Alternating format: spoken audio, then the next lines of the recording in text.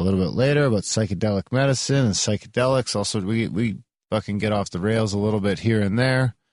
Funny enough, actually, Dr. Miller's coming back, and he'll be back again probably, well, by the time he comes back for you guys, it's in a couple weeks for us, so probably in like 5-6 weeks for you guys. He'll be coming back to talk about, I think, like sex evolution and things like that. So that'll be a fun one. Yeah, right up Grambo's alley. So without further ado, we got Graham Spermy over here. How's it going, buddy? I'm unprepared this week for my... That's okay. Yeah. That's all good. Graham Spermy is fine. Because we talked about that in the last GASA segment.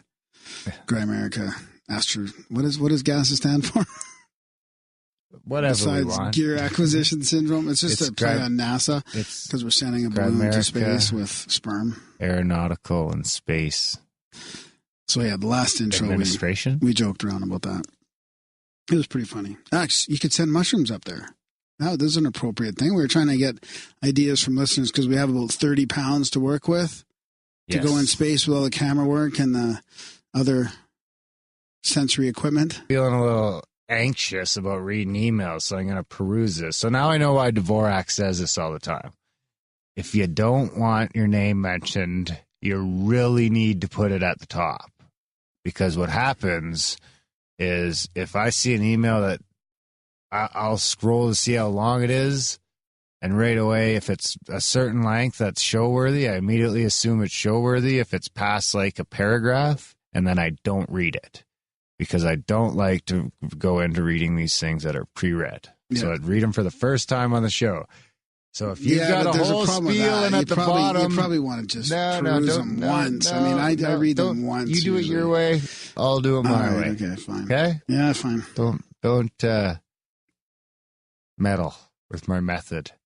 So anyway, if you're emailing me and you don't want your name said, you got to put that right at the top. Well, me too. I mean, that's an important thing for me as well. Yeah, because we just assume that everyone doesn't give a fuck.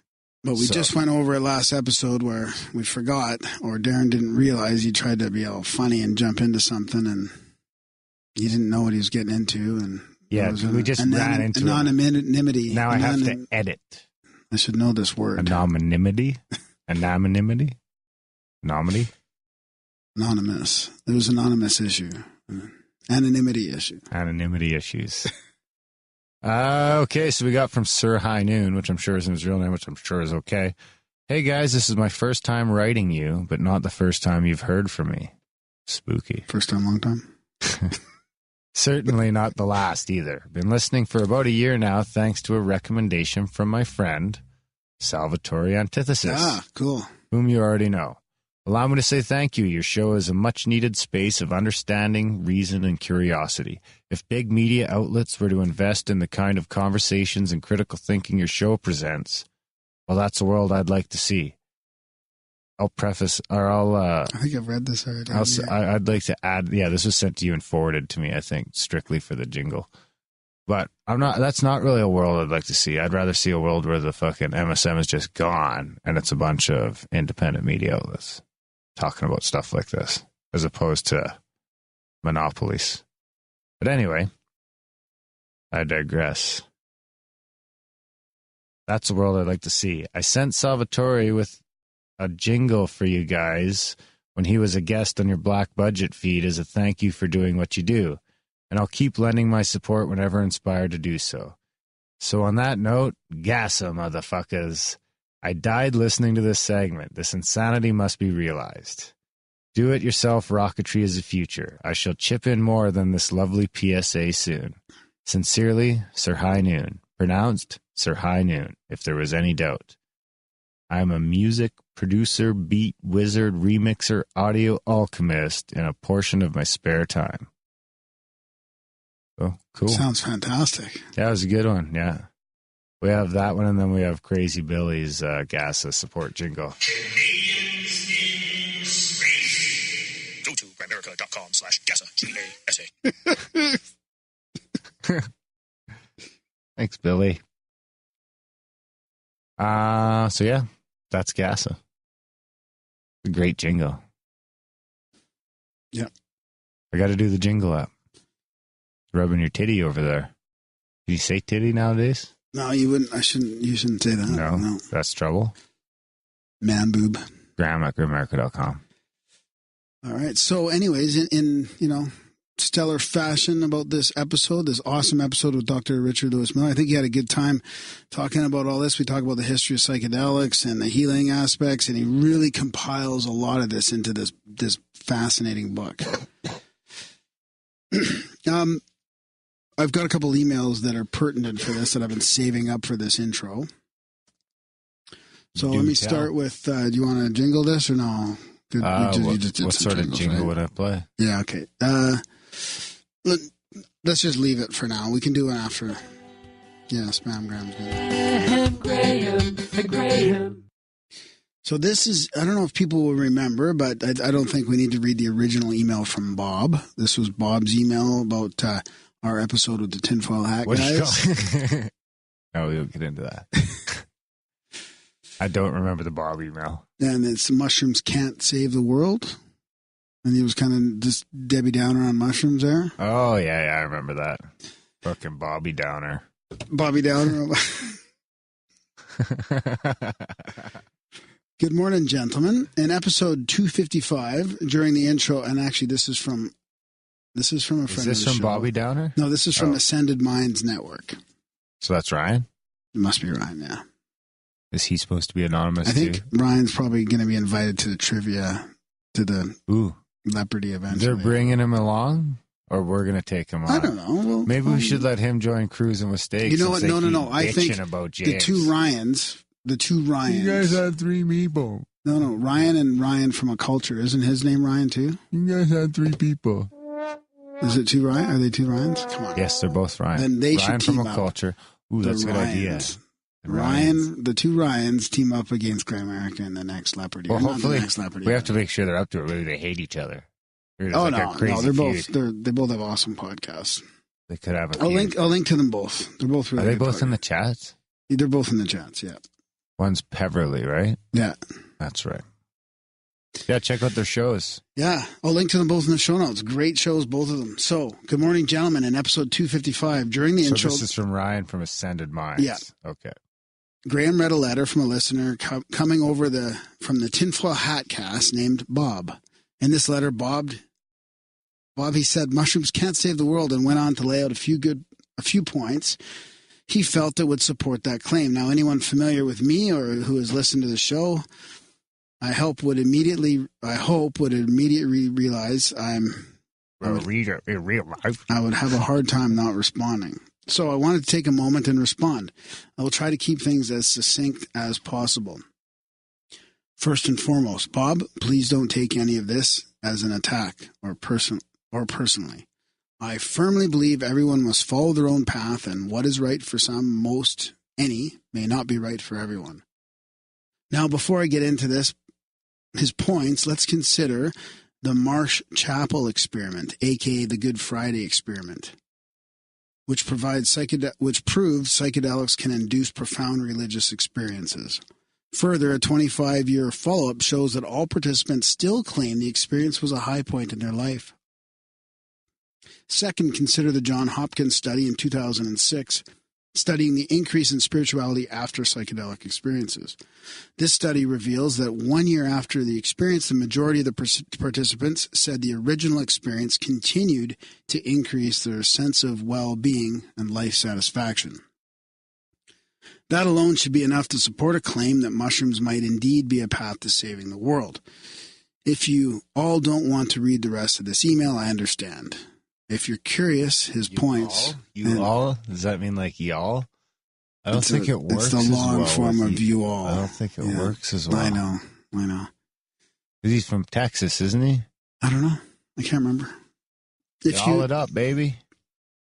If you're curious, his points and answers below. Bob's point number 1. Yeah, can you do voices? Bob's point number 1. The Aztec mushroom culture claim. No, you can't do that. That comes off as making fun of Bob. Does it? Yeah. Okay. Do that voice for Ryan. I don't mind making fun of I can't. There's too much there. Okay. Sure, the Aztecs may have consumed mushrooms, and they may have had some pretty gruesome traits. Correlation doesn't equal causation. Psychedelics have been around far, far longer than the Aztecs, and most cultures have had some sort of altered states practice. Evidence of psychedelics has been found as early as 9,000 BC from Saharan Aboriginals in North Africa. Consider ancient Egypt, thought by some to be much, much older. Eleusinian mystery schools, shamanic tribes, etc. So many cultures connected to mushrooms and other substances that don't include the gruesome things claimed of the Aztecs. Bob's point number 2. Everything is worse since the 60s. This is pretty subjective and far-reaching. Would need more specifics, but even he says civil rights and women's rights. Seems those are pretty big things.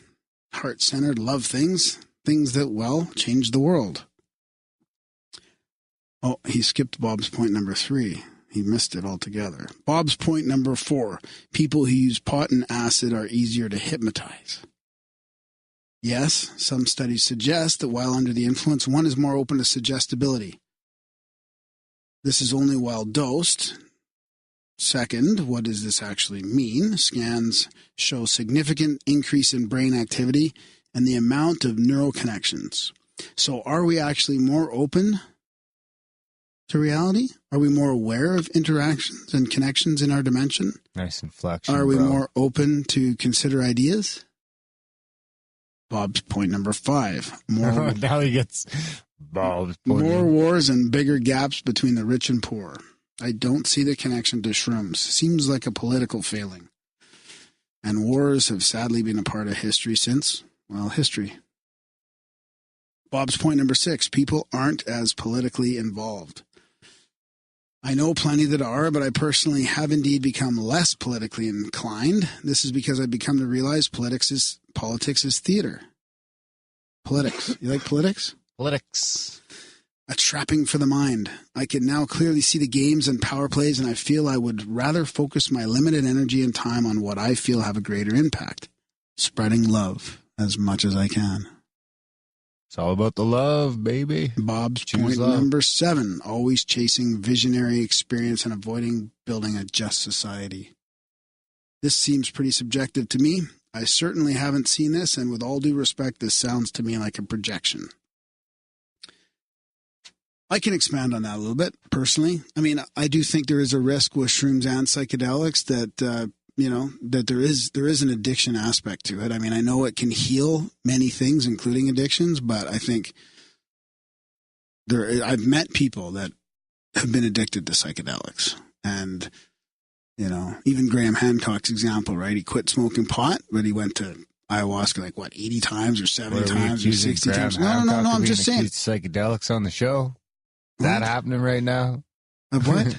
Being addicted to psychedelics? Well, I don't know. How many times you got to go to the Amazon to do ayahuasca? 70, 80 times? Is that becoming an addiction after you get rid of your pot addiction? It could be something to just be aware of. Well, so it didn't really work, did it?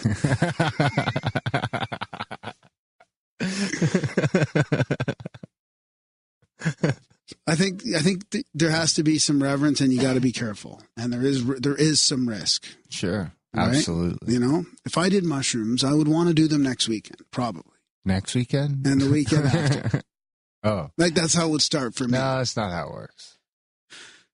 For you, but I got a bunch of mushrooms right there. And I know you're. I know. I'm proud of you for your control. I would not be able to do that.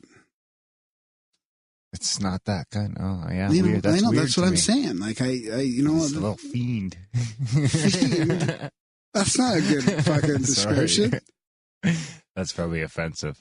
It seems weird to me that a person would want to do it week after week, like once in a while, and a long while is good enough for me. If it was a bag of weed, it wouldn't last very long. Yeah, but that's true. Yeah, I mean, that's weird. I don't know. Maybe it's different. So what was that about? A month off? Rogan took a month off of weed. Is that what happened? Did he didn't like it? He didn't like it. I said his dreams were crazy. Yeah. You should do it just for the dreams. Just do a dream journal. And then we can do a black budget episode on your dreams. Yeah, I'm gonna take a week off, I think. Do a month. Do 3 weeks. No, do 3 weeks. the 3 weeks, the 3 week period of time is important for a lot of different things. Like your body recycles itself, it changes. You get through like the smoking thing, go 3 days. 3 weeks is very important. 3 weeks for exercise, all that stuff. So go. Hey, my 3 weeks. 3-year anniversary of quitting smoking is in 2 weeks. Holy shit, that's unbelievable. So then do it for your so now on your I've actually been 3-year anniversary. Go 3 weeks. I've been podcasting longer as a non-smoker than I have as a smoker. That is crazy. Yeah. So quit smoking, motherfuckers. Congratulations. If you smoke, quit smoking. Congratulations. You'll feel much better. Yeah. Because Grimsteak quit smoking. And you don't feel like a slave to it anymore, I think do you? Failed quit smoking. To what, cigarettes? Yeah. Like, I mean, you don't, once in a while. Sorry, you don't crave it anymore, do you? No. But that might be because I smoke weed. I'm sure that. Did that increase your weed consumption? No, probably not. Anyways, we're not, Boo-boo, Graham's little disclaimer. That should be a jingle. Someone should fucking cut up Graham and make him a little disclaimer jingle because he's always disclaiming. Well, it's true. I mean, Graham, we don't want to advocate drug use. I mean, if people want to do that, I mean, they do have sovereignty over their own consciousness. We believe in that, but Darren's making notes. This is rare. This is a rare occasion. Oh, you can't find a pen. I dropped my pen. Okay, I'm going to continue on with this email. Bob's point number 8. CIA put shrooms on us. Well, first, they've been around far longer than the CIA. Second, it's no surprise the CIA would try to control and weaponize something profound. Bob's point number 9. Leary and Wesson were CIA. So what? Who cares? Bob's point number 10. Maria Sabina claims that they were never spiritual, only healing. This actually is factually incorrect.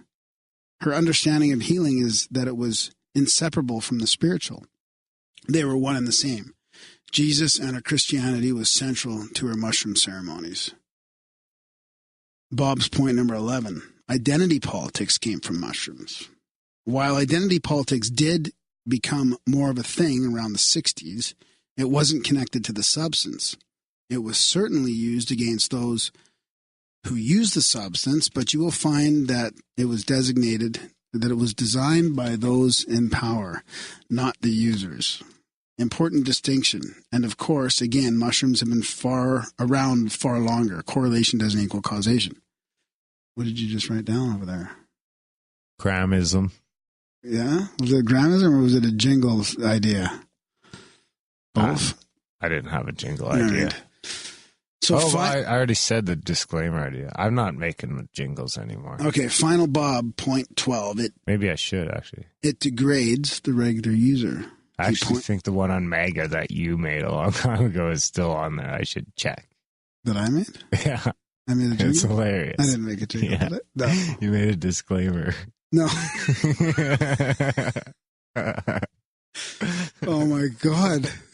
A couple of them. Keep going. No, don't pull it up now. I'm not. No, keep going. Don't pull it up now. I'm not pulling it up now. Final Bob, point 12. It degrades the regular user. He points to Crowley and Garcia. So many points here. First, mushrooms weren't the only substance used. Second, everyone is on their own path. We can't know or judge what's going on for them. And most importantly, 2 negative examples were given. What about the tons of positive ones?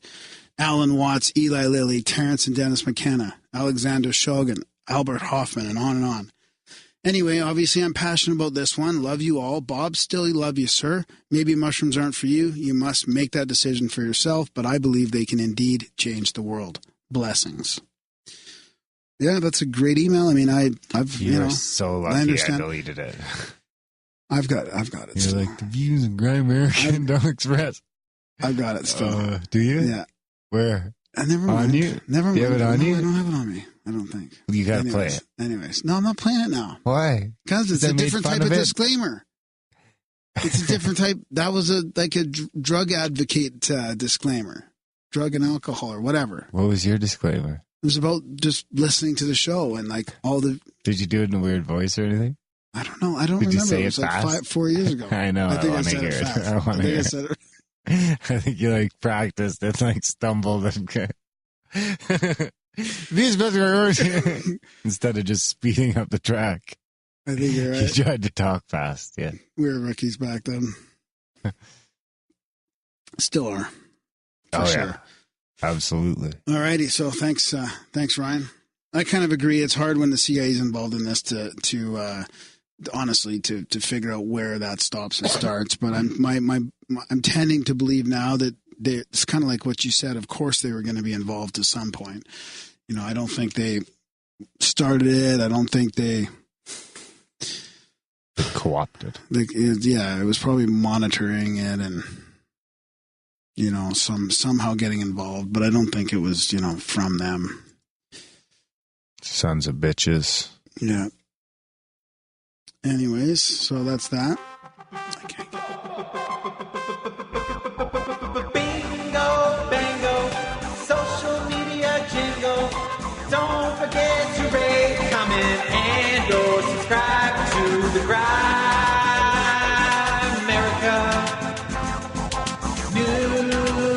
newsletter. Bingo, bango, social media jingle. Don't forget. Number 261, the Real Life Superheroes app. You guys should be the super spliff rollers so you can get people to chill out and just forget about crime.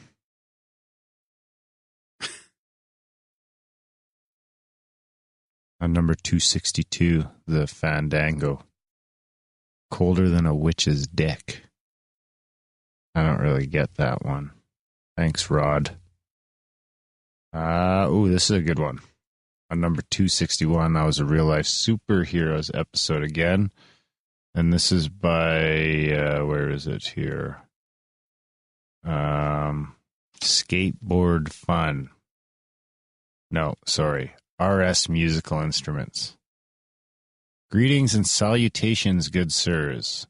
Darren, Graham, Grimericans. We here at RS Musical Instruments need your help. We are doing what we know to grow our channel for the purpose of building 3 string slide lunchbox guitars for children in the Chicago public elementary school system. Way too much to type, so if and when you can, please watch a vid or two on our channel to pick up on what we are putting down. Chicago is known for a lot of good stuff and the worst. For me, and all that is known as being the murder capital of the world. This must and will change. We have got to get it back as the sweet home Chicago it was. Through charity, donation, support, same as your situation, the wife and I have been following you guys for a few years. We love the deal and topics you Canastans cover. We support y'all in many ways, sharing, discussing with friends, and the like to get into Grimerica. So thank you in advance. Love, Shane. Nice, thanks. So he didn't send the videos. Did he send you an email? Should I just Google it? I guess that's RS. I could probably just go to RS Musical Instruments' channel. And then we'll link to it in the show notes. Okay. We will, eh? You will. Isn't that how it works? Yep. You'll have to send it to me. I thought you were in an igloo. What's next? A round earth? Okay, I got another. Oh, are you done? You're not done yet? The Cat Star Wars song was pretty sweet. This is from Baron von Tuckelcat. That sucks that the fascist anti-fascists are burning books in Canada. And we've got capitulate to the far left. What? Is she a 5 or something? Facepalm. Unfortunately, statements like this require thumbs down. And that's from Yulian Troyanov. Then we got from Ryan Eagleton. Did you just crawl out of a time capsule? There's a huge abundance of validity in the use of that phrase. And Baron von Tacocat. You seriously thumbed down Grimerica because they didn't capitulate to you? Are you 5? I'm glad you face-palmed yourself already. What does the 5 have to do with anything again? 5 years old. Because he brought it up. Because we didn't, because she said, what? Because she used the phrase capitulate to the far left. Huh. By the way, unfortunately, you misspelled unfortunately. On number 185, Wal Thornhill. Wal Thornhill is an engineer. Author is an aside, for fuck's sakes. I think that's a shot at you. Unfortunately. Are the people really paying attention to what we say about somebody in the intro? I mean, all the stuff's in the show notes. Yeah, I guess so. Wow. What do we got here? Yeah, I think that's good. Do you have some other stuff to read? I was going to. Yeah, man, I got trip reports. I got trip reports to read. I got some more stuff. I had some stuff from the Twitter here from Bernie Warney, some of the UK posse. Grimerica, all right, lads. I saw some footprints in the frosted ground of a graveyard I walked the dog in. The footprints led to nowhere and disappeared. The next day, I took some random pics. What do you think? Could I be onto something? Tomorrow, I'm going with a stake. I'll kill that mofo. Nikki replied to maybe set up a trail cam. In the graveyard? Before he kills people. And there's some pictures there if you want to take a look.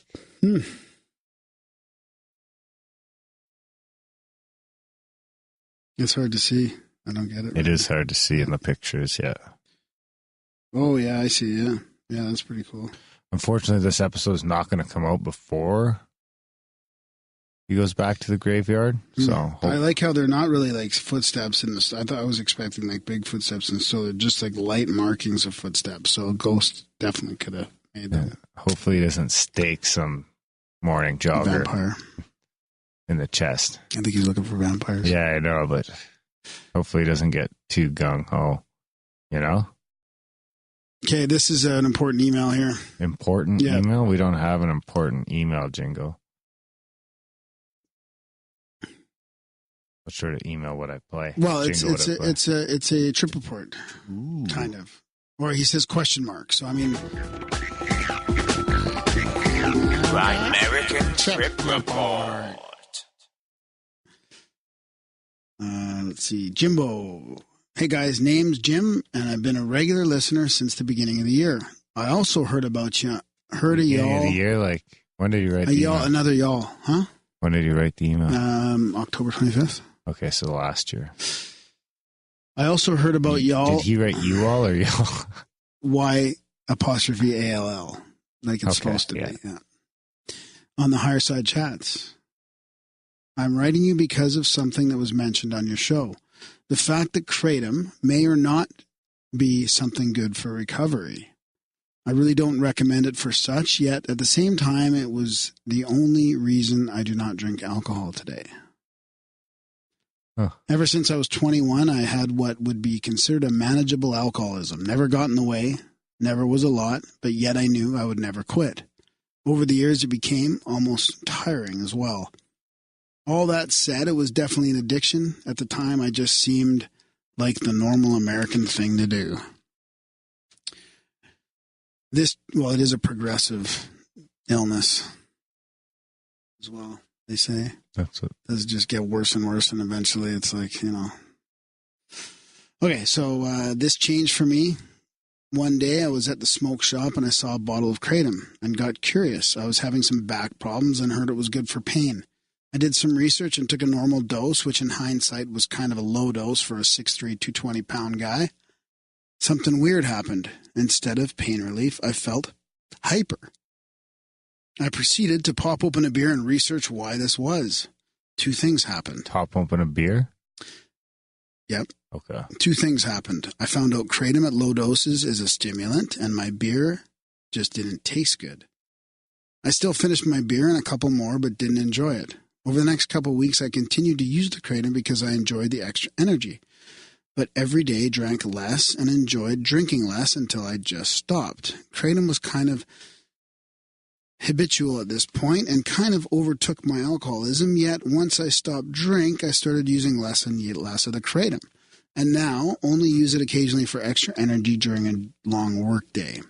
I use it more like a tool now. Looking back, I don't understand it, but from searching the internet, there are a few stories similar to mine. I don't think kratom is good for trying to quit drugs and alcohol, but if someone organically picks it up and the wind is blowing in the right direction, someone might get some relief. Just for full disclosure, I've always smoked cannabis, and kratom did not make this habit change at all. Yet I wasn't trying either. I don't claim this to be anything scientific, but I think it's cool and interesting, and I've read similar trip reports, so it's somewhat repeatable. Anyways, love the show. Keep it going. P.S. I'm from the U.S. and never knew about the War of 1812. It might have been mentioned in school, but never elaborated on. So weird how something just never gets talked about. Or like how we kicked your ass. Is it? So, yeah, I think kratom's also, I've heard there's different types, right? There's different effects. So, yeah, there's a big difference between the red and the green. Oh, Garrett will let us know. Garrett, send us a colors, kratom rundown. But I've suggested it to my girlfriend for pain. And I'll smoke some kratom. But, I think she tried it and didn't really seem to do anything. So, you have? Yeah, I didn't really remember. But, yeah, I remember Garrett got me to smoke a little. And you didn't remember? And Lisa got a migraine. No way. Really? Yeah, but she gets migraines already, real bad migraines. So it's not like the kratom triggered one. It had to be from that. Yeah. Could have triggered it. I mean, you never know. Yeah. And we will keep it going as long as you guys keep it going. Over to grimerica.ca/support and supporting the show. You sign up for. You can do a one-time donation there. Or you could be super great and sign up for a monthly. We got everything there. We got every price over there from $1 to $30 a month. And of course, we can. I think actually I seen that Ponzi pulled it off today. You can now you can go to the one-time donation page, I think, and type in your own custom amount, whatever you want, and make it a subscription. Cool. So you can do all that by yourself now. If you don't see a number you like there and the available ones, just make your own. So that would be super awesome. You do that. If it wasn't for the, less than 1% of the people that do support the show wouldn't be around at all. And of course, there's a few more. If you do support the show, it does give us the opportunity to try new things, grow new things, and who knows what else. Send things to space. Yep. So check it out, grimerica.ca/support if you can, when you can, and check out the show notes for Graham's list of a bunch of other ways you can support the show that don't cost you a dime. That's right. Send in your emails for sure. Graham at grimerica.com. Graham. Graham. Anything else? No, I think that's about it, buddy. No quote? This is a great episode. No quote? What do you mean? UFO quote? Oh, yeah, I got a UFO quote. Darren and Graham are going deep. It's a profound UFO quote of the week. You like this one? I will, because it's not just off the shitty CIA page. Yeah. We're not shilling for the CIA this week. Profound UFO quote of the week. Grimerica Bug Budget, ground is karaoke. In my view, and in that of millions like me, there is no question as to the existence in multiple of these advanced machines and in diverse forms. Discs, crosses, wedges, triangles, boomerangs, cigars, and their respective occupants in various manifestations, grays, blues, humanoids, reptilians, and mothmen, etc. The question is not whether they exist, but rather, are some of them here to do our species harm or good? Dun, dun, dun, dun. Who was that? Dan Aykroyd. Really? Yeah. I tried to get him on the show.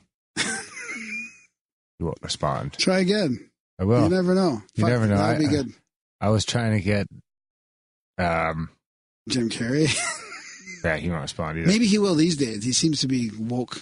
The problem is he's got just a whole fucking meme? 10 million followers, so it's impossible to get through to him. Yeah. But the people who don't have a lot of They have followers handlers. You need and to who get I their know handler. see my tweets is Bob and Doug. Bob and Doug. But they don't seem at all interested. I just saw somebody saying, it was a review about us being a contemporary Bob and Doug. Yeah, I mentioned that when I tweet them every once in a while. Forward that to them. I'm like, we get That's a called review. Bob and Doug all the time. Forward that to them. It'll be like, here's 185-star reviews, and this last one was about you two. Cool. Yeah.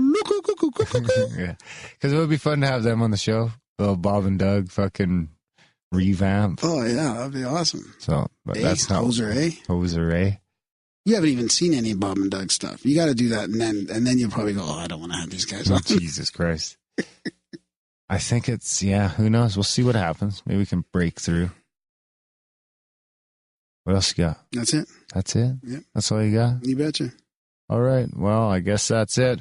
We have a fantastic chat coming up with Dr. Richard Lewis Miller. And, yeah, I'll play you guys out with some fucking good. To have Dr. Richard Lewis Miller here with us. And he's been a clinical psychologist for a long time, decades. And he's the host of a radio show, Mind, Body, Health, and Politics. And he's the founder of nationally acclaimed Coke Enders Alcohol and Drug Program. And he's got a book out called Psychedelic Medicine, The Healing Powers of LSD, MDMA, Psilocybin, and Ayahuasca. That'll be a topic familiar to all our listeners. And, you know, he's been embracing the revival of this psychedelic research. And, I mean, we've talked to a couple of the guys here in the field, like Dennis McKenna and Rick Doblin and these guys on the show. So we're happy to have you here. Thanks for coming on the show, Dr. Richard. Thank you very much for having me on the show. Calling me Richard is just fine. Don't need the title. Right on. Thanks a lot. Perfect. So yeah, we got the book sent over from Inner Traditions. It's right up our alley here. So yeah, I guess maybe give us a quick rundown of what sort of got you interested and how you ended up kind of coming up with the book and yeah, how it's changed your outlook. Especially after being in the field for so many years, have you always been interested in this, or did it just happen over the last little while? Well, actually, what happened was I was teaching at the University of Michigan in Ann Arbor, and Timothy Leary and Richard Alpert had a great deal of trouble. Were let go from Harvard. Yeah. After doing experiments with psilocybin, giving that to prisoners, and they were successful experiments. But they made an error. They did. They made an error, and they shared some of the psychedelic medicine with a graduate student. I'm not certain of all the details, and there are a lot of stories about it, but it seems that the parents of the student were influential and got involved with Harvard, and one thing led to another, and there was pressure on Harvard, and so they were let go. And that was a shot across the bow that was very important to me, because I was teaching in Michigan, and I was raised and trained to believe that if you put your nose down and did your publications and did good science, regardless of what the science was about, as long as you did good science, that you had a job, and you would not get fired for it. And it seemed as though they were getting fired for the nature of their research. We don't know the whole story about the graduate student. And so that was a bit scary. However, at the same time, they came out with a book called The Tibetan Book of the Dead. And in the book, they talked about the fact that morning glory seeds, heavenly blue they were called, and pearly gates, which were readily available at any farm supply store at the time. If you took enough of them, you would have the LSD psychedelic experience. So, like a good psychologist, I got together with a colleague, and we ingested 400. Naturally, we counted every single kernel, every single seed, if you will. And we took 400 morning glory seeds. And I had a major psychedelic experience, and didn't really know what we were doing other than following the directions in the book, The Tibetan Book of the Dead, which is still available for those of you who want to follow that. And I had this major experience. And then not long after that, LSD was made illegal. And that bothered me. It bothered me that a substance that was in a seed, a morning glory seed, was suddenly made illegal. It sort of disrupted my belief that our Constitution was such that, I mean, the original Constitution of the United States, I don't mean the Constitution of an individual person, but the Constitution by which we live, I thought it meant that in the privacy of one's home, one could do to oneself what one wanted, as long as you didn't infringe on another human being. And here, this substance that came out of the ground, these seeds were suddenly illegal. They were being confiscated around the country and so on. So that sort of set a tone of thinking in terms of you're asking where this came from. I was going to ask you about that specific time because I was wondering if, there wasn't a lot of studies going on with LSD at the time, and that was a pretty big shift, wasn't it? I think that's the shift you were actually just talking about was critical. It was a huge shift. The English had been doing all kinds of studies, treating alcoholism with LSD and looking for a way to treat convulsions with LSD. And there was a lot of research on it. Yeah. The Czechoslovakians were doing it. Remember, Stan Grof came here from Czechoslovakia. We were doing experiments here in Maryland and the National Institute of Health. I mean, there was a lot of research going on. And of course, Huxley had brought us information about it, the doors of perception, about, these psychedelic medicines and the potential. And there was a lot of excitement about revealing the inner workings of the mind, that we had a medicine that would teach us what we didn't know in greater depths than we had any understanding of whatsoever. It was monumental, the potential. And then all of a sudden, gone. Yeah. And at the same time, we were also dealing with this hysteria started by Harry Anslinger in 1935, who was the first head of the Federal Narcotics Bureau, it was a political appointment by his wife's uncle, Andrew Mellon, who was Secretary of the Treasury. And this guy Anslinger was a racist, an incredible racist. And so he saw marijuana as something that black people used in order to have sex with white women, and he went on this rampage to prosecute people.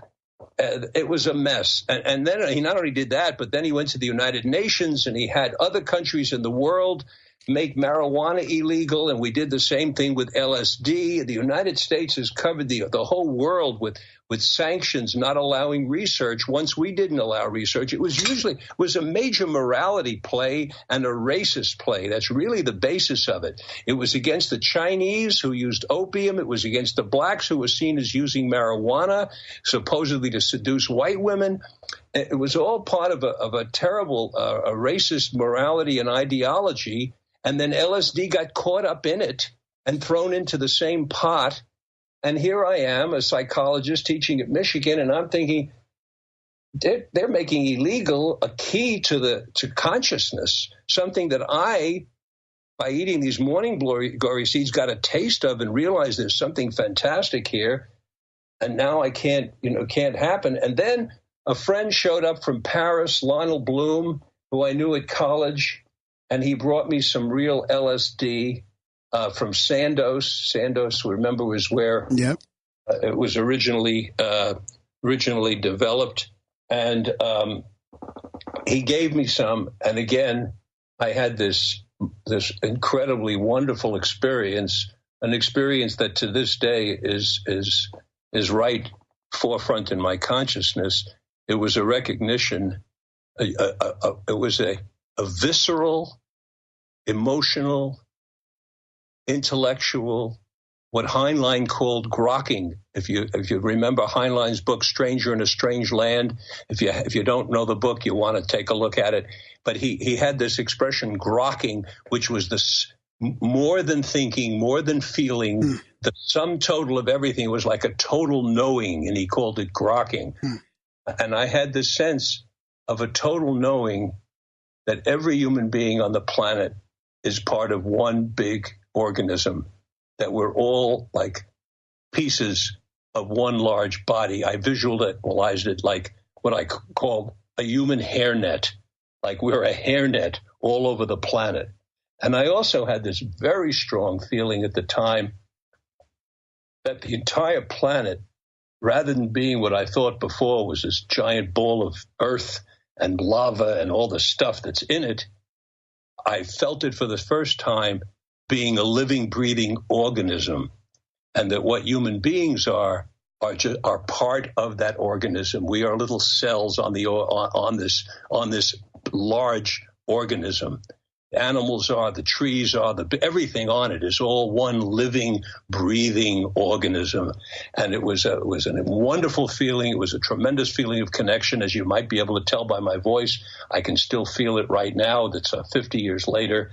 And so I had these early experiences and nowhere to go with them, not wanting to disrupt my academic career by doing something illegal, and certainly couldn't use any of these medicines with patients as much as I might want to.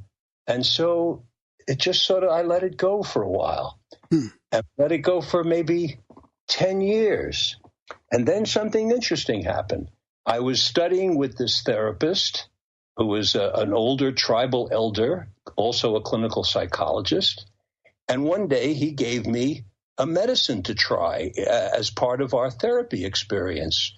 And he said, try this. This is called MDMA, methyl dimethyl. I'm tongue twisted. I won't do it again. Everybody knows what it is. Yeah. Well, that was actually going to be one of my next questions, and I'm glad we're springboarding over to this. Yeah. So I guess I'm a little nervous, so I mixed up the word. So he gave it to me at 9:00 in the morning at his office. Oh my God. The effect started at about 9:45. We had a therapy session that lasted until noon. 12:30, I got in my car, and 1:30, I was back in my office. And I had a tremendously deep therapy session with him. And then I had a series. And then I stayed in therapy, and I was having these, not every time, but often I was having these MDMA therapy experiences. And then MDMA became illegal. Wow. It was saving too many marriages. I don't know what to say to that. But Single again, mothers are better for the state. Again, and I'm thinking, and then my political mind starts turning on, and I'm thinking, what's going on here? Follow the money. Who's against these drugs? Why are they against these medicines? Why don't they see them as medicines? Why? Okay, I understand that marijuana became illegal because of this bigot who was going after black people and going after Chinese people with their opium. What's going on now with this MDMA? And then in 1985, I was invited to a conference at the Esalen Institute. It was by invitation, and it was many people who were all interested in these psychedelic medicines. And Rick Doblin was there. He was I think he was an undergraduate at the time, and they invited me because I had started a chemical dependence program called Coke Enders Alcohol and Drug Program, which you mentioned in your nice introduction, which I thank you for. And they asked me whether I thought there might be promise in these psychedelic medicines for people who were involved with drugs. And I was very uncertain. Because my take on getting overly involved with drugs, cocaine and alcohol, is that I didn't see that there was going to be an aha moment when all of a sudden it was all going to come clear and the person was simply going to stop. And part of it was that when people get involved with overuse of alcohol and cocaine, particularly heroin, those are the three big ones. A lifestyle develops. And the lifestyle includes all kinds of activities that the person has to do. There are activities that a person has to do when they're going after an illegal drug. The most honest people, if they have to go and do something in order to buy cocaine, they're involving in illegal activity day after day, or heroin, having to go to bad neighborhoods, and then making excuses. I mean, very few people at the time, nobody's ever proud of doing heroin. Very few people are. And cocaine, well, there were times when people were proud of it and times when they're not. But what I'm saying here is that a whole lifestyle develops around being a person who uses too much alcohol or coke or heroin. Mm-hmm. you don't just suddenly stop that lifestyle because you take some special medicine. It doesn't work that way. You have to learn all kinds of new behaviors. You've got to practice them and so on. So that was what I said. But again, I was very impressed by meeting so many of the people who were working hard to get licenses from the government in order to do proper research. Dave Nichols of Indiana University was at that meeting in 1985. I remember that well. He became and has been one of the foremost researchers in LSD in the United States. And Rick Doblin says to me, is this cherubic young guy, says to me, I'm going to get a PhD, and then I'm going to give MDMA to every member of Congress, and we're going to change the world. I said, wow. I mean, all right, go, man. And, he did. He went to the Harvard School. He got a PhD. He can tell you himself how far he got with regard to administering MDMA to Congress. I'm not going to speak for him on that one. But certainly I was inspired. And so that was a resurgence for me. That was a resurgence, reconnecting with these scientists. I'm giving you a very long-winded answer to my involvement with it. And I hope you don't mind. No, it's good. So we prefer them. Okay, good. So that went on. And then, of course, MDMA became illegal. Then I watched a whole underground of therapists spring up who were using MDMA with couples, particularly because it's such a heart-opening drug and because it was so effective with people. And then I watched a sprinkling of therapists start to use LSD in therapy, very sub rosa, because, of course, not only would they lose their licenses, they might go to jail, who knows for how long. And then I'm watching as ayahuasca comes into the work of Terence McKenna, and Stephen Beyer, who wrote Talking to the Plants, and Dennis McKenna, of course, the ethnobotanist. And I feel this renaissance going on. And so I decided that I would start to bring you more, close to the present. I mean, really, time is going by. People all over attempting to get permits, attempting to get licenses. I mean, I've interviewed, for example, a 65-year-old psychiatrist who told me in her attempts to do MDMA research, the FDA, the DEA, the DEA made her build a room made out of cement, if you can believe it. She told this at a conference, a major conference. She tells a story how they made her build a room out of cement in order to put this one vial of MDMA into. And then after she builds the room out of cement, they measure the back wall, which is up against the wall of the room. And they say the cement isn't thick enough because somebody could drill through from the office on the other side and get into the cement bunker. It was incredible. And she's telling this story just matter-of-factly. And they made her make the cement wall thicker. This was all to take care of and protect one vial of MDMA that they were so freaked out about that who knows what would happen. So that was the period. But meanwhile, these people around the United States, these courageous people who I eventually interviewed, one after the other, were doing this research. These people, I have so much respect and admiration for them because they took such huge risks with their careers. With Roland Griffiths at Johns Hopkins University doing research, I'm sure you know about the psilocybin research on depression. Mm-hmm. And you risk your career. I'm going to tell you an interesting side story about this. One time when I was teaching at Michigan, and Ernest Hilgard, who was a famous psychologist from Stanford University, came and gave a lecture. Hilgard had spent his whole career studying rats. And all of a sudden, he comes to Michigan and he gives this lecture on hypnosis. And in fact, if you want to research that, he came out with a book called The Hilgard Hypnotic Susceptibility Scale. It's a great little book. And so I went over to him after the lecture and I said, Dr. Hilgard, you spent 30 years studying rats, and now you're telling us sharing with us this great research you're doing in hypnosis. How did you get from rats to, I love saying that word rats, rats. How did you get from rats to hypnosis? And he said, well, Richard, it's pretty simple. If I would have started out in hypnosis, I would have ruined my career. Hypnosis is one of those topics like drugs. You try to do research on that, you're not going anywhere. Yeah. But study rats, I made it to full professor. Once I was full professor, then I went into the field that I wanted to study all along, hypnosis. That tells you something about what's going on in academia. Yeah. Academia is terribly influenced by morality and ideology. It's very sad. It's very unfortunate. It's something we've got to do something about. Scientists need to be allowed to do the science they want to do and not be influenced by morality and ideology and money.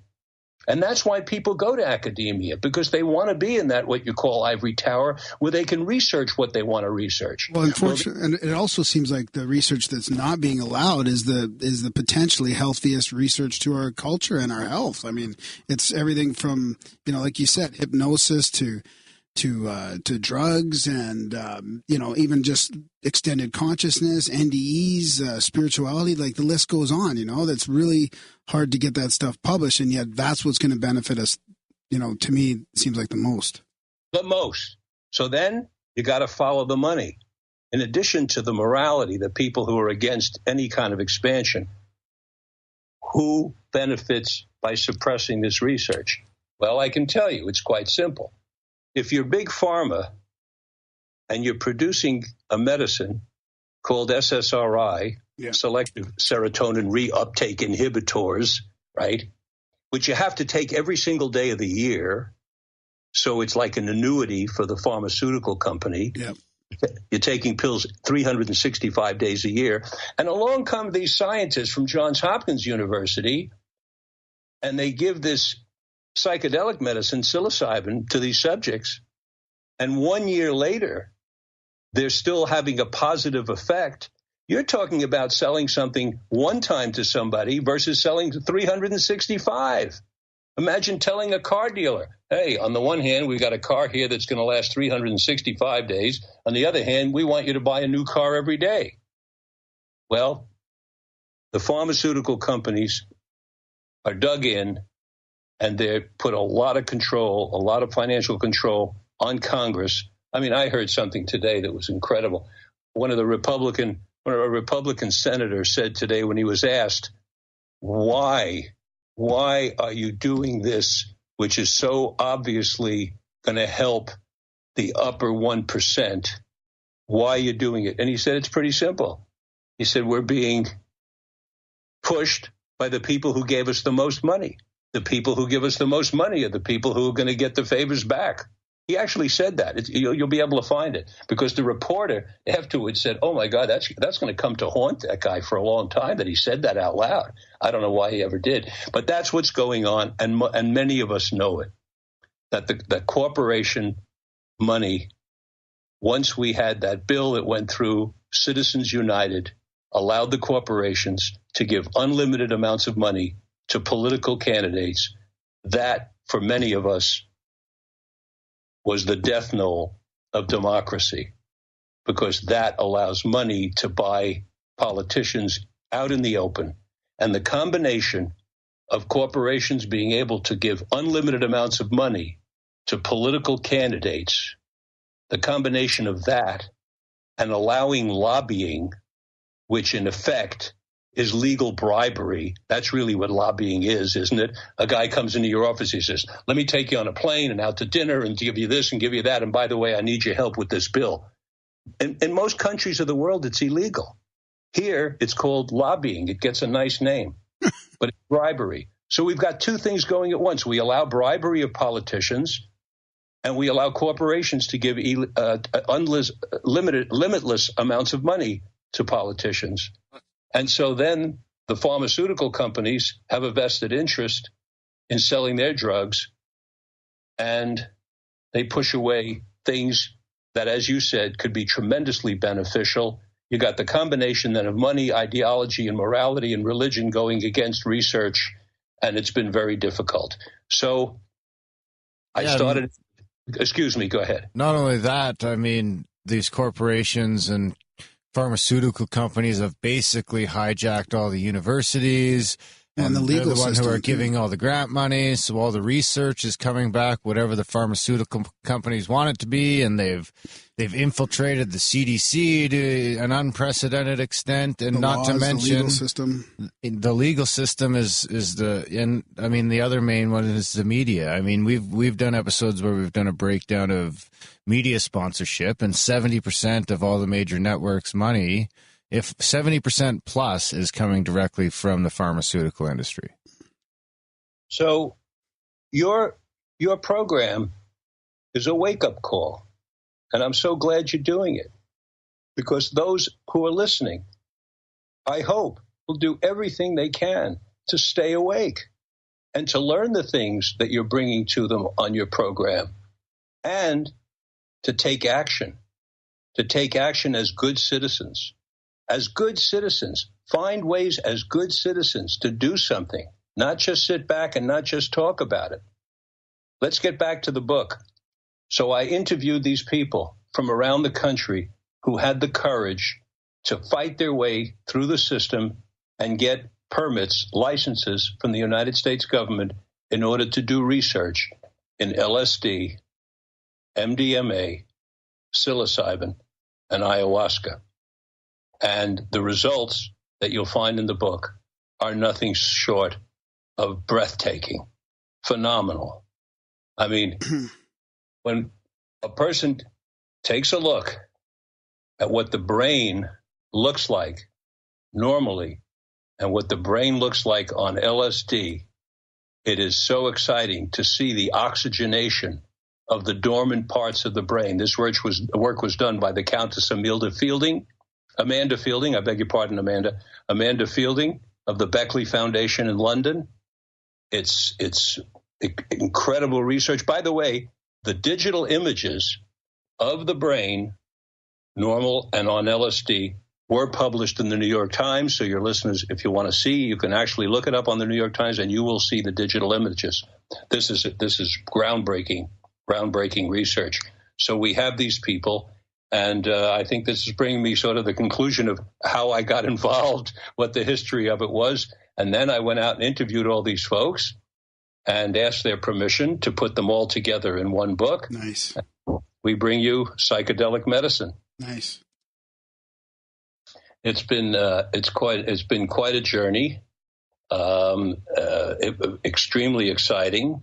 Some of the work, I mean, I mentioned Roland Griffith's work. Of course, the work, every one of them has done work that's of great importance. The work that Dr. Michael Mithoefer is doing with PTSD, what's called PTSD. That's another thing, by the way. These titles that we put on people, PTSD, ADHD, schizophrenia, manic depressive, dementia. These titles have to go. It's just a way to label somebody to prescribe a different medication to them, I think. That's right. That's exactly right. And what we have found is that the number of diagnostic categories continues to expand, which allows the pharmaceutical company more people to target with their medicines. And we have found that famous professors, including those at Harvard, you can check this out, it's all there, famous professors at Harvard who were involved with making these diagnostic categories on something called the DSM. Yeah, DSM-5, I think now, or something like that. Diagnostic and Statistical Manual of Diagnoses. They're on the take, the professors themselves, on the take of the pharmaceutical companies, and it has been proven. Furthermore, the head of NIH at one time had a radio program. He was on 300 stations, and he talked about a particular medicine that was actually absolutely imperative, he said, for children with ADHD. And it turned out he was on the payroll of the company that was manufacturing the drug. So we've got a very challenging situation, and I hope we're all up for the challenge because we've got to deal with it. and we've got to deal with it in a big way. But meanwhile, what we have on our side are the medicines themselves and what they teach us and what they bring to us. And you'll see in the book, it's a great deal. It's a great deal. And the potential is enormous. We all know that. I mean, my gosh. Did you all happen to see that documentary that Sanjay Gupta did on marijuana with the kid with the convulsions in Colorado? Yeah, I did. Yep, absolutely. Now, wasn't that something? Oh, it's unbelievable, some of the results that, and some days I think it's even past that. I think it's almost criminal that the fucking medicine and the therapeutic benefits from even on the simple end, just cannabis, that have zero fucking negative side effects other than, maybe the munchies and being a little lazy in some shapes or forms, and a little forgetful maybe. And it just, what we're seeing nowadays with the legalization popping up all over the place, it really is disgusting. And it seems like, somebody's got some explaining to do. Well, more than that, sir. We've got some changing to do. Some very serious changing to do. You heard me laughing, by the way. I want to comment to you about why I was laughing, because I was laughing and enjoying your use of the vernacular, because you can do it. You can say anything you want. On my radio program, there are 7 words that I'm not allowed to use, on the radio. 7. Yeah, I think it's 7. It may be more, but I love the story that George Carlson always talked about, those of us who do radio. He said, you can say any time you want that you pricked your finger, but you can't say that you fingered your prick. I remember he had that whole bit on the 7 words. Yeah, it was a great line, and that's true. I had Joey Tranchina on my radio show, Mind, Body, Health, and Politics. Joey Tranchina was a pioneer in needle exchange, in giving clean needles, because he figured out early on that it's way ahead of the curve to give heroin addicts, particularly street ones, clean needles, because the disease that they're spreading with the dirty needles is much worse, and the end result is so much worse than if you give them clean needles. At least they're not spreading disease to each other, and so it's called, it's a much better system. It's called harm reduction, and in the early days of harm reduction, Joey Tranchina took a lot of heat. I had him on my radio show. And he was talking about his experience and how much he was being hassled by the police.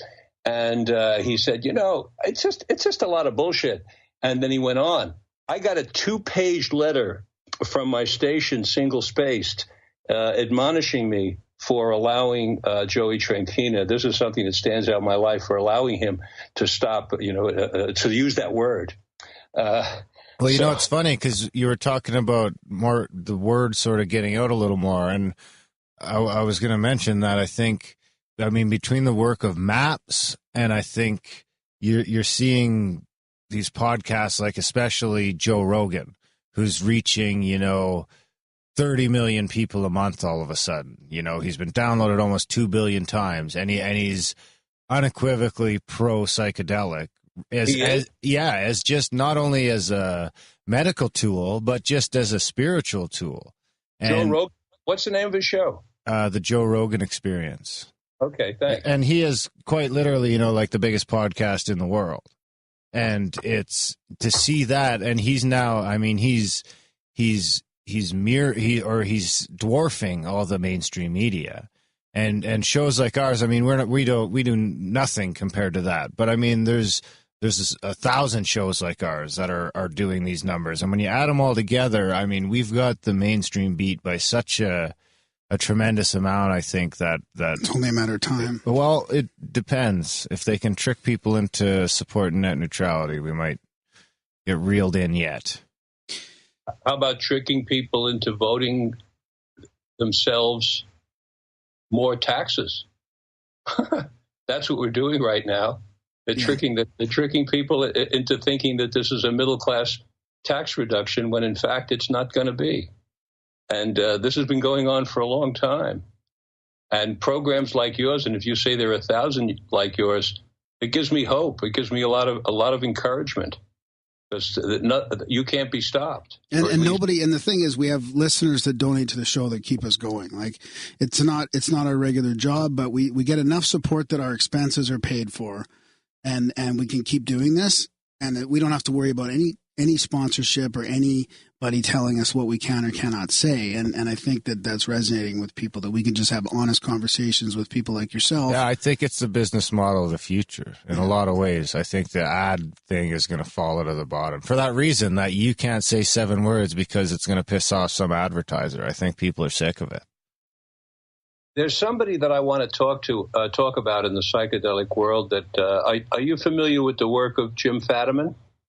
I don't know. Okay. Not off the top of my head. So allow me to talk about Jim Fadiman.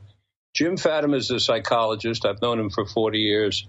He has a book out called The Psychedelic Explorer's Guide. It's a must-read. I think we've heard that, yeah. Yeah, so it's a must-read. I just wanted to get a mention in on it. It's a must-read for anybody, because one of the things about psychedelic medicine that is so important is to differentiate psychedelic medicine from psychedelic drugs. This is extremely important because sometimes the same exact substance can be used as either a drug or a medicine. But there are factors which differentiate, and there are factors which create a different effect. For example, there are times when alcohol is the best anesthetic you can take. When are those times? When you have nothing else and you've broken a bone on a ski slope and you're in tremendous pain. If you can get a couple of drinks down, it's going to help the pain.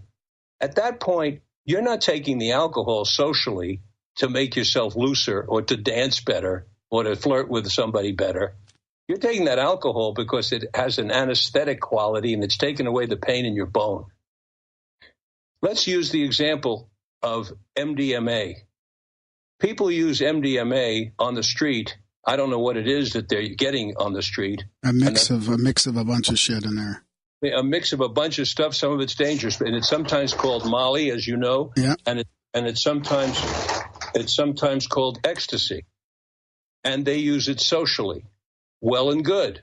I don't make any comment about that. I believe people have a right to do what they want as long as they don't hurt another human being. That same exact substance, MDMA, when used with a protocol that has been proven with regard to therapeutic benefits, is no longer then a drug. That same MDMA is then a medicine. But how do you know how to use it properly? Well, Jim Fadiman wrote the book on that, The Psychedelic Explorer's Guide, in which he explains protocol on how to use. And one of the most important features, and this connects to my book, Psychedelic Medicine, as well, that one of the reasons these things are medicines is because they're used with proper procedures. And one of the procedures is having an appropriate guide. Yeah. Having an appropriate guide. If you're going to go up in a plane for the first time, you sure as heck better have. Yeah. You want a good pilot who's teaching you. You don't just jump in an airplane and take off. And the first time you jump out, you're strapped to somebody else. Knows what the fuck they're doing. You're strapped. One of my patients said that. Yeah, she said I sent a patient to jump out of a plane for excitement in order to give her a way to have excitement because she was a cocaine addict and was looking for the excitement. And I said, well, we got to come up with something else to give you excitement. Try jumping out of a plane. She came back to the group and she said, well, I had this experience. I went into a plane. I strapped a man on my back and jumped out. So I did want to dig into something else about addiction and what you're talking about. So you talked about in the past how early on with MDMA, psilocybin, and LSD for treating addiction that people weren't coming back with, let's say, a life-changing experience. They might realize that, maybe addiction's an issue or whatever, but they weren't, changing everything right off the bat. But now with people using harder psychedelics, if there's, I don't know how else to say it, but stuff like DMT, like DMT, ayahuasca, ibogaine, the frog stuff. I mean, those people, I feel like we're hearing they're coming back with those instantaneous and I don't want to say healing from addiction, but instantaneous help from addiction and a life-changing experience. Have you noticed a shift between the earlier on stuff that you were talking about now later with the more extreme parts? I believe you can have the big experience, and you can have it in a very short period of time, and you can use the big experience to cease the out-of-control behavior itself. But that does not immediately mean that you will change other behaviors in your life immediately. So if during the time that you were taking cocaine, for example, you became a liar, which is very common. Yep. New York Times, 1897, you can see it right on the front page, 1897, cocaine turns honest men into liars. Because there's so much negativity around it and so much shame that people hide it. Yep. Well, if you develop the habit over a period of 10 or 15, like a patient of mine right now, I'm treating somebody 45 years old who started using drugs when he was 15. He's got a 30-year habit of using all kinds of drugs. He may take one of these things and see a golden light. I hope so, which is enough to cease the actual end result behavior, namely taking the coke, or mixing it with the alcohol, or mixing it with speed, or mixing whatever he is, all these things. It may allow him to cease the end result. But the 30 years that he has built up of a lifestyle that goes with that, that's going to take a while to work on. That's going to take some guidance. That's going to take some help. And I use the example of lying. If you're lying for 30 years, I don't know that there's anything that you're going to take in a very short period of time that's going to break that lying habit. You've got to raise your awareness up way high and come to grips with the fact that you are lying. And if what you've done is taught yourself how to lie so you think you're not lying, then you've got something out of your consciousness. And if during the psychedelic experience you were able to dig into that and get a glimmer of that, you're on a darn good road. But you got to continue working on that road because you've been building that stuff up for 30 years. Yep. It's a job. It's a job. No, I totally understand that. I mean, I'm a recovering addict myself, and I always thought I was an honest, good guy. And then when I got clean and sober, I was realizing how much I was lying to myself and to others. And it was a reflex that I had to, consciously stop. Like I'd be like, no, I don't need to fucking fib here or lie here. I can actually just tell the truth. And then it does get easier and it gets way better to the point where now I can't lie, or I don't want to lie. Like it's so weird that you're hitting it right on the head that it is an ongoing process. It has to happen. But I think there's hope there for people to have that seed planted, or have that real, like you say, the big experience that they can use to move into that. I love your story. And yes, there is hope. The seed does get planted, but as you're pointing out, it takes ongoing work. And I'll give you an experience from my own life, because part of how I went into the field of treating people who are overusing chemicals and drugs is because I was out of control with my weight. So I weigh 205 pounds right now. I'm 6'5.5". So I'm real trim and I'm in very good shape.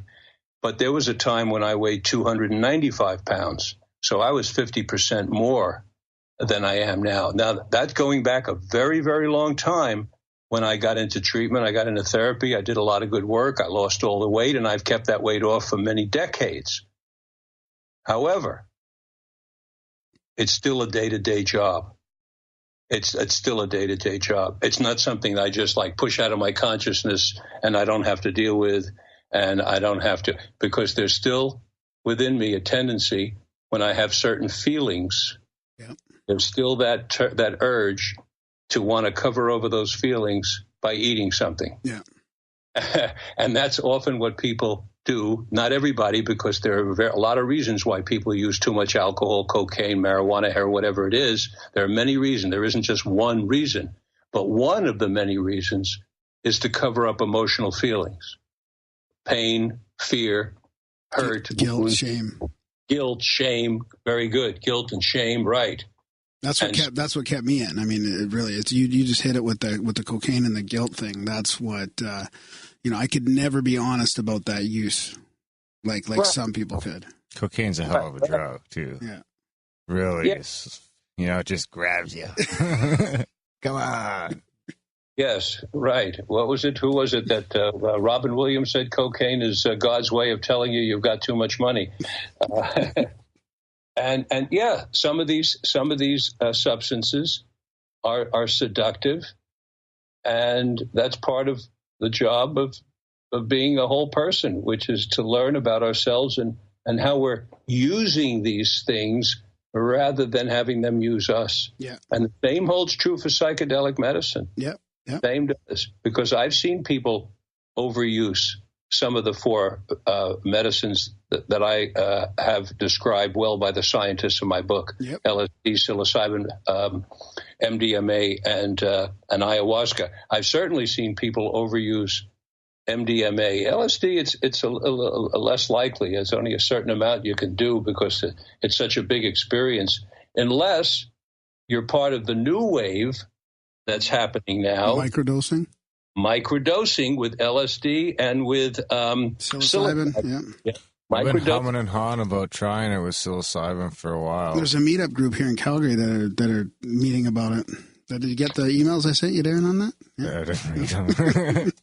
I'll check into that. I haven't gotten them. Send them along to me. I'd love to learn about what's going on up there. Yeah, there's a bunch of people doing it. Yeah, we're lucky enough to live in a part of the world that it's super easy to get. Super easy and super cheap.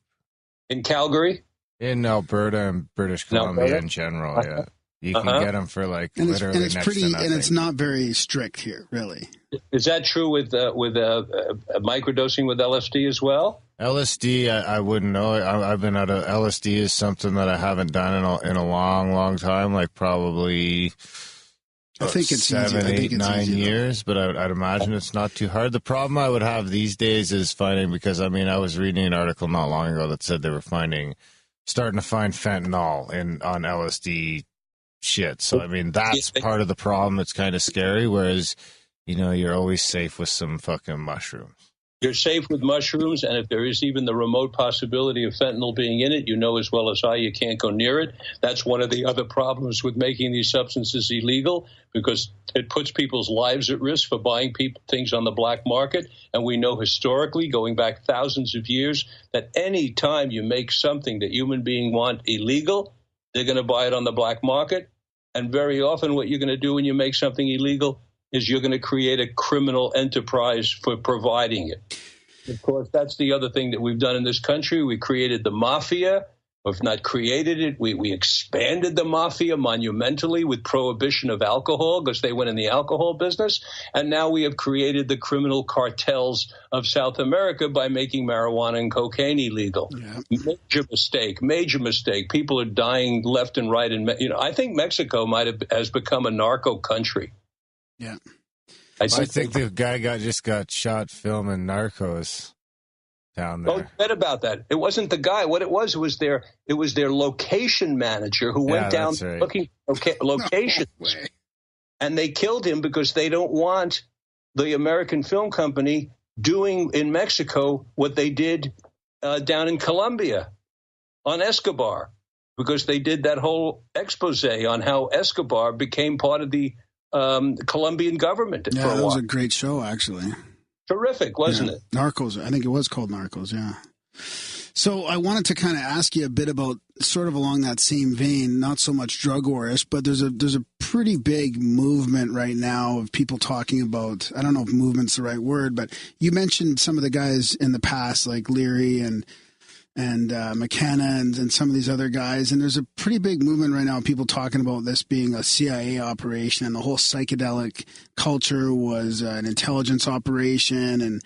And with you having been around for a while and been through the phases of this, what do you think about that? And can you discredit that? And is it something that was just monitored by them or kicked off by them and then backfired? Do you have any thoughts about that whole thing?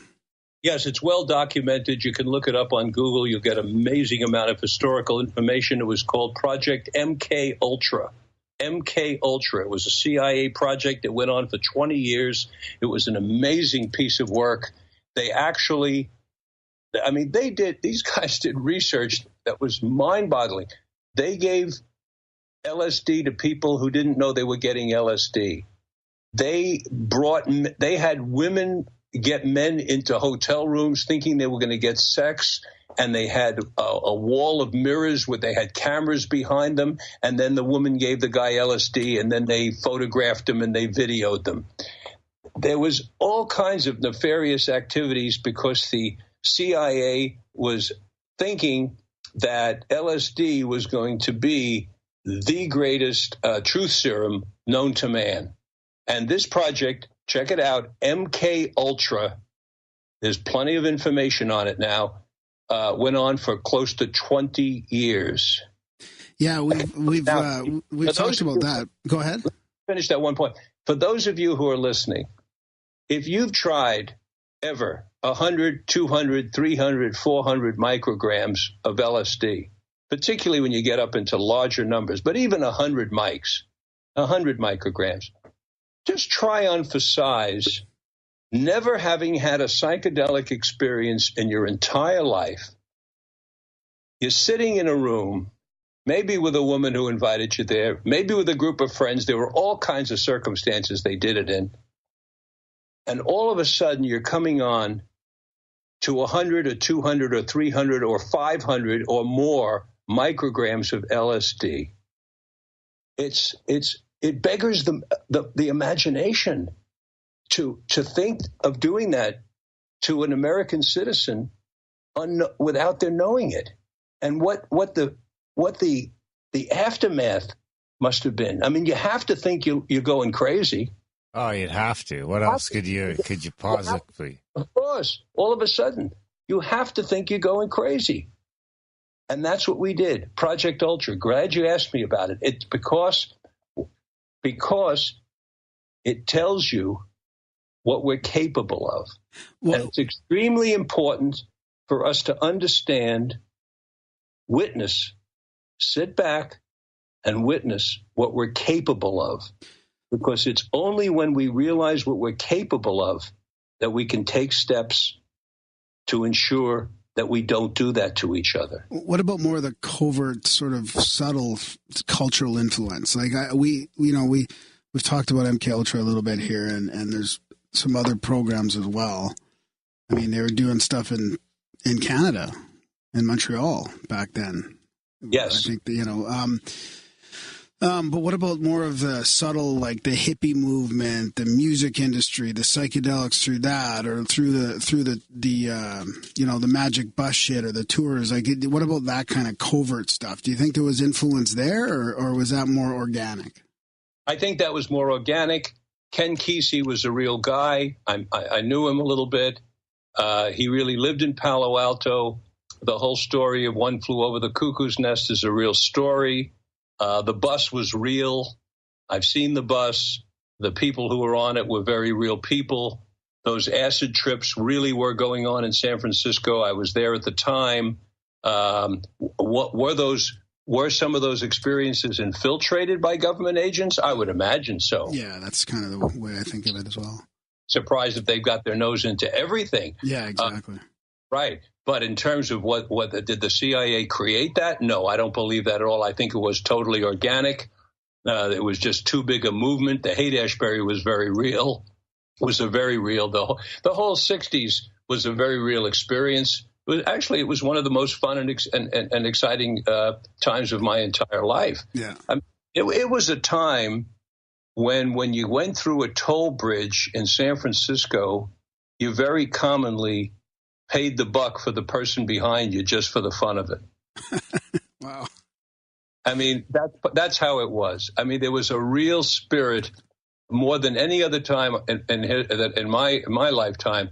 There was a real spirit of togetherness, of we're in this together, we're hanging together, we're having fun together, we're having a life together, and we're going to help each other. I feel like some of that's coming back with the festival movement. I mean, there's festivals now all over the place, and it's a bit of a different scene, but there's still some psychedelic influence there, and the raves and the people that are really, and it does feel like that same sort of love and peace. And, you know, I do feel like there's a huge revival here. And over the last 5 years or so. In a digital sense as well, you're seeing the big social media networks kind of, I'm noticing, break up into, and people are starting to spend more time on, like, for instance, we've got our chat, grimerica.ca/chats. That's a perpetual chat, and there's a few hundred people in there that choose that over Facebook or Twitter. And I mean, we're not the only ones. I mean, I know of like 5 or 6 of them at least that are going, and I'd imagine that there's thousands and thousands of them too. And it's just, and I think people are finding that sort of sense of community that's absent, sort of, you know, people that can't go out and find it because maybe they don't get along, or they're in a small town, or for whatever reason can maybe find it in a chat room, at least to some extent. I mean, we're noticing it firsthand in our chat room. On my way here, I was thinking about the podcast and how great it was doing this, and the best part about it was meeting the guests like yourself, and then friends like James who's here, and friends, like really good friends that we're meeting online and in this community. And that's like the best part about this is, and other friendships forming that we're not even a part of. Yeah. And you know, spider webbing, and it's interesting to see how that works.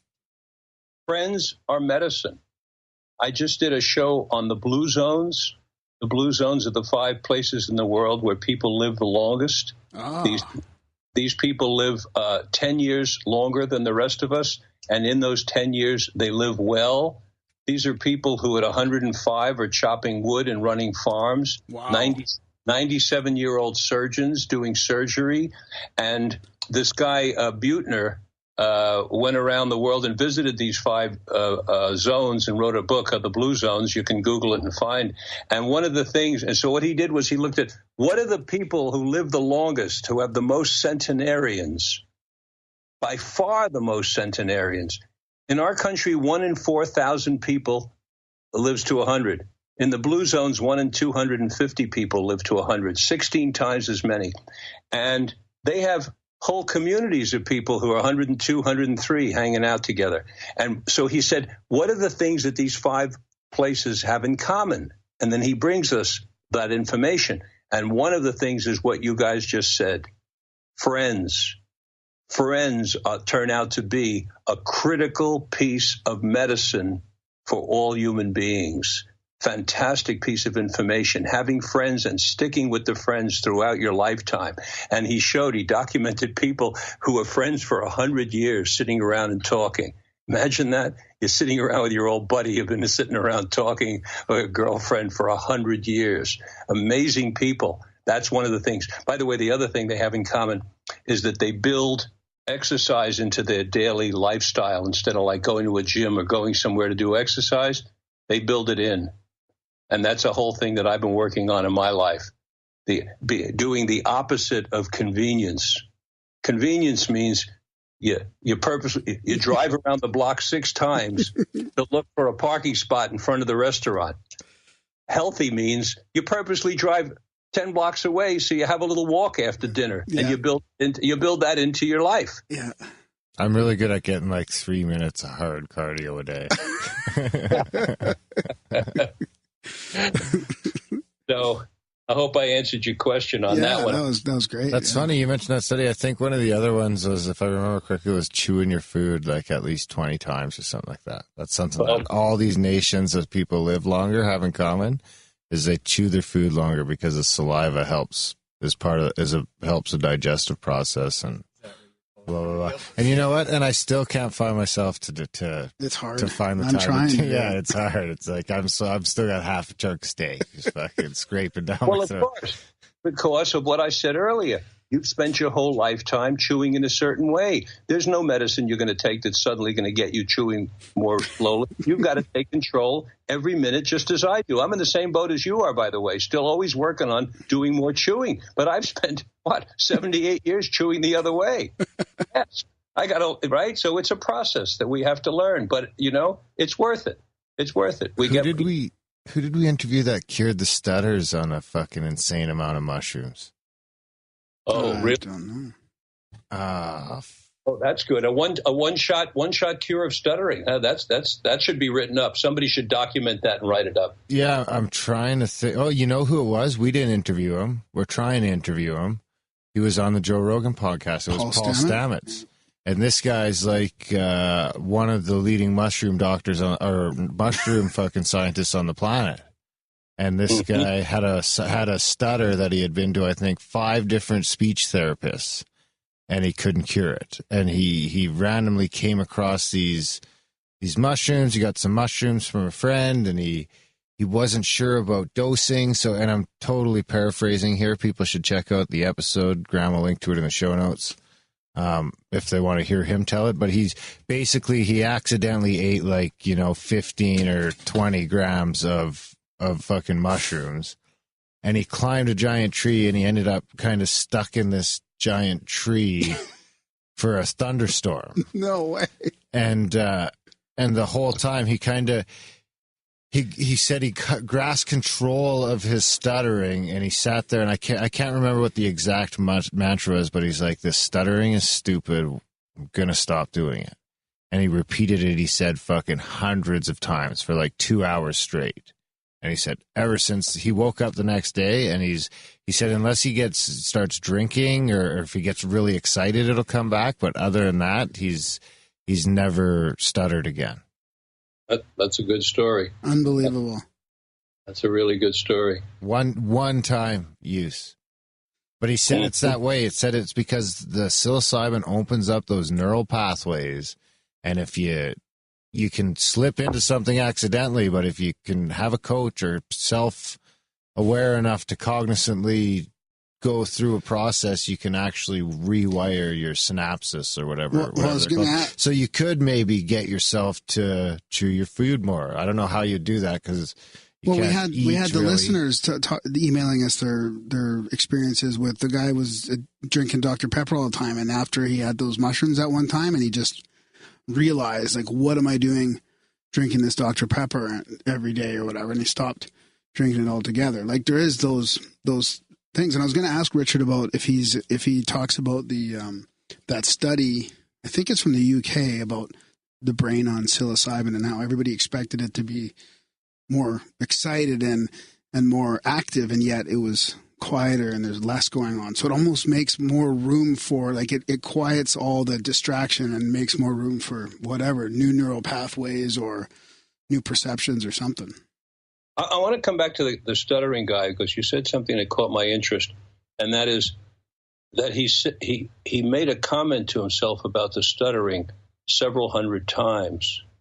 And the way I conceptualized that as you were telling the story was that he was working on taking the information about the stuttering and moving it from his what you call his floppy disk from the soft drive down into his hard drive. And the hard drive, is the hard wiring. And so he was making neural grooves, if you will, over and over again. And there's value in that. There's a lot of value in that. It's sort of like when I try to learn a new word, I'll say it over and over again because I'm attempting to send it down deeper into me so that it's even more deeply recorded and I don't forget it. And I appreciate that story. I think it would be interesting if there are any psychologists listening to this, or maybe we'll spread the word about it, because it would be an interesting study to do, to take a group of stutterers and have them try to mimic what it was that this man Stamets did. What's his first name? It's Paul Stamets. Paul Stamets. I may try to find him on Google and see if we can put something together. That's a fascinating piece of research he did. Go up in a tree and said it 200 times. That's really listen to his episode on JRE again. That's the show we talked about before. And it's a pretty mind-blowing episode. I'll email you a link. If I don't email you a link in the next couple of days, just bug me. Okay, I will. Thank you. That's a GRE. Is that Joe Rogan show? JRE. JRE. Yeah, it's the Joe Rogan Experience. JRE, Joe Rogan Experience. Okay, I'll follow up on that. That's It'd great. be on YouTube too, for sure. He has a YouTube channel. It'd be on there somewhere. It's somewhere in the last 30 episodes or so, 40 episodes. Okay, great. So where do we go next? Well, I guess it was just whether you had any thought about that psilocybin experiment from the UK, I think it was, about the brain, if that was something that was on your radar at all. You know, I'd have to see a similar piece of research that I referenced before that Amanda Fielding did with a digital imaging of the brain in order to comment on that. Yeah. Otherwise, we're talking theoretically, and we now have technology that can really give you an answer to that question. And you deserve an answer. It's a good question. But we need somebody to do that research for us, and somebody will. Yeah, that sounds good. So what else do you want to mention before we start wrapping it up? Is there anything else that you think we should cover about your book or about your research or what you're doing in the future? Well, first of all, I just hope that your listeners will not only purchase the book, which they can get on Amazon or Barnes & Noble very reasonably, but that they will spread $20. Less than $20. In the States, it's way less than $20, but it's like $20. Oh, yeah. I think Barnes & Noble may be selling it now for 10 or 11 in the States. And so I'd like it, spread the word, tell your email list, spread the word about it. So because I want people to be able to read it so that they can see what the real scientists are saying, not stories, not anecdotes, not stuff that your grandmother told you, all this kind of, stuff on the street, but straight scoop from the guys who really had the courage to do the research. I'd love to share that information. In Psychedelic Medicine, that's the book. Yeah, it's very, I wanted to mention, it's very, it's like less than 250 pages. It's nice. It's spaced nicely. It's very unintimidating. It's a very unintimidating read. It's not like you see some of these books and they're like, 500 pages and it's like, holy fuck. How am I going to get through it? But this book, yeah, it's easy and it's broken up nicely because if a lot of people are like me, they do their reading in like 10 or 15 minute sessions. Mm-hmm. So it's really broken up really well for that. So. Thank you. Yeah, Graham will put a link in the show notes to where you can purchase the book. Oh, good. I thank you for that, Psychedelic Medicine. Now, the answer to your question, where am I going next? I have a working title for my next work. It's called Sexperts Speak. One of the other big taboo topics, at least in the United States, I think in your country as well, is sex. So I'm doing interviews, and I'm going to put a book together on sex. Nice. Everything you wanted to know that's real about what's happening in sex in 2017 and 2018. This will be every form of sex, everything that human beings do with each other, boys, girls, men, women, same sex, different sex, and what what it's all about and what the physiology is all about. I'll just give you one quick. I've started the interviews already, and one of the things I've discovered in my research, which the experts bear out, is that all of my life, I thought the female clitoris was a small piece of flesh that was right at the top of the vagina, and it turns out I was mistaken. It's very long. It's very long, and it's not even straight. It's shaped like a wishbone. It goes down, and then it goes around on both sides, and then it goes in, and then it goes inside. And so that was a fun thing. I wish I would have known it all my life because I could have given, women. It's good to know it now. We have our audience averages around 30, so this is really valuable advice. Well, it is great because it now means that you can give your female partner a great deal more pleasure than you ever could before because you can follow the road of the clitoris. And some of these guys are going to be having sex soon. Well, I hope so. I mean, because that's another reason I'm doing the book. Because, sex has gotten such a bad rap for the last 2,000 years. And before that, it didn't have a bad rap, by the way. Before that, it had a pretty good rap. But for the last 2,000 years, it's gotten a really bad rap. And it's so hypocritical And as a psychologist, hypocrisy is detrimental to human health. And so when so many people are doing something that we all like, almost everybody likes to do, and it's part of procreation and addition, and then we make it into something bad or something sick or something dirty or something you can't talk about, it messes with people's heads. And it does in a very bad way, because when you have a basic drive such as sexuality, I mean, in a way, the crime that we did with sex is worse than the crime by making psychedelic medicine illegal, because sex is something we all have in us, and almost everybody has a sex drive. Not everybody. I said almost everybody. Almost everybody has a sex drive. So here you take something. It would be almost like water. Everybody needs to drink water. But suppose we made water drinking morally bad. And if you drink water, you should be ashamed. Or you should do it in secret. Or you should never tell anybody when you do it. You're going to hell. You got to hide when you have a sip of water. Well, in a way, that's what we've done. And it is bizarre what's going on in this country. It's really bizarre. And then, of course, what's happening now is all the exposés of all these guys who are doing all this stuff, coming onto women that don't want them to be coming onto them. And that's part of what comes out of this sick mentality is predatory behavior. Yeah. Because if everything was out in the open, exactly, nobody would be able to get away with this kind of stuff. Some guy would do that kind of thing. The woman would walk in the other room and say, hey, this guy Harvey just tried to grab my ass. What's going on here? Shit. Yeah. Yeah, it's very schizophrenic. Well, this sounds like another interview. I mean, we should have him back on. We should go on, and why don't we do? I mean, I think we're booking late January, early February, but I'll email you. Maybe we can do that one next, and we'll just do sex. Not like it. There's got to be a better way to say that, but. Very cute. Thank you. You guys are great. You're really great. You're putting a big smile on my face. Right on. Yeah, we'll look forward to chatting with you again. Okay. Thank you so much for having me. It's really been fun. It's been terrific fun. This is a whole different kind of thing than radio, and it's very enjoyable. I thank you for the experience. Right on. Thanks a lot, Richard. Thank you. Yeah, we'll do it again real soon.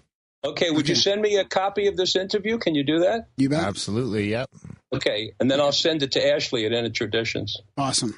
Sounds good. Oh, I should say that. That would be nice for me to say that Psychedelic Medicines is published by Inner Traditions Bear and Company. They're up in Vermont. Great group of people. Awesome group of people. Shout out to me. Yeah. I'll put a link in the show notes for that, too. Put a link in for it. Give them a plug. Thanks. Right on. Okay. Thanks, Richard. Bye-bye. Bye-bye. You're welcome. Bye-bye. That was a chat with Dr. Richard Lewis Miller. That's right? I get confused because we just had on, who is it, Dr. Richard Allen Miller. I know. And we're about to have on Dr. Richard Katz. Yeah, there's a lot of Richards. A lot of dicks. Grand fantasy. Not going to go there. Geez. Sorry, Richard. Just degenerates within 30 seconds of hanging up the phone. That was an awesome show, though. Yeah, that was great. That was fun. To be able to chat with a doctor like that who's been around the block on the psychedelics, like, with McKenna and Leary and Doblin and all those guys, like it's a kind of a revolution happening with all this stuff. Absolutely, absolutely. We're glad to play a tiny role in that. Yeah. So big thanks to Dr. Richard for coming on the show. Dude, buy his book if you can. Don't forget to forward him my email of the meetup of the microdosing that you haven't read yet. He talks about microdosing, so I forward him all this information and nothing. You know what, though? I should forward it to you, and then you forward it to Darren. I'm talking to James here, and then he'll open it. I'm sure he reads your emails. Well, I don't know. He kind of ignores me, too. Does he? Yeah. I read James's email. I read your emails sometimes. I copy all the links you send me about vaccines. Oh, do you? Yeah. Okay, good. What am I forwarding them? No. Don't start doing that, because then I'm going to start missing important emails about website servers, and don't do that. Okay. We don't need to get James involved in. I got enough on my plate. Gram spam. Yeah. Anyways, I will forward that to him. Yeah. I got to send him a few things. So I'll put a little package together, send it off. Keep on me about that. And we'll have him on again here in a couple months after the Christmas break. And, this is probably going to come out after the Christmas break. So, whatever. Yeah. That's it. Yeah. Support the Yeah, show. support the show, guys. Check out grimerica.ca/support.